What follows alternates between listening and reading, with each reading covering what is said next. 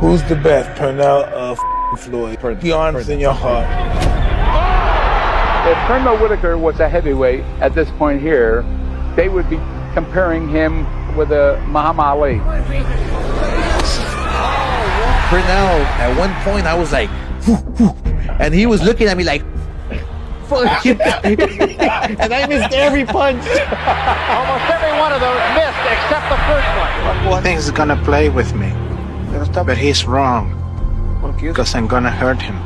I may disappear in this fight and come back, but all the time when he's looking that way, I'm gonna be over that way. The year is 1993. Julio Cesar Chavez is well and truly the baddest man in boxing.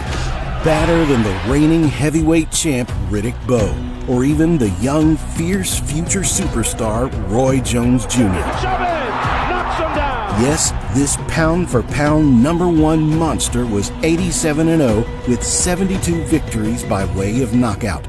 But now, for the first time in years, he faces a fighter many believe can beat him.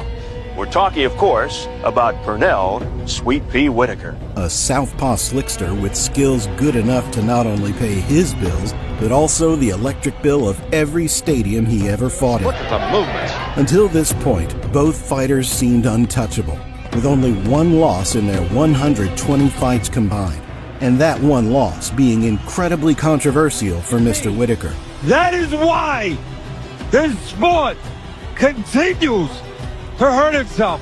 Both men had the skills to win, and both men had the technical prowess. But which one would show up and stamp their legacy on the big night? There's only one way to find out. Let's get into it. With Julio Cesar Chavez, you could take your pick on what made him such a special fighter, from his body shots to his clutch-up ability, or just his undeniable, unbreakable aura.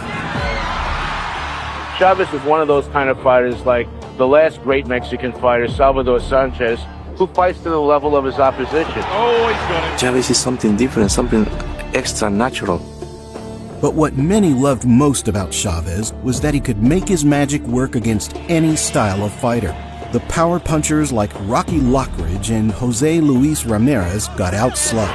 Ramirez is staggered but doesn't go down. The dynamite defensive wizards he faced, like Roger Mayweather with his Philly shell, were opened up and often unconscious before long.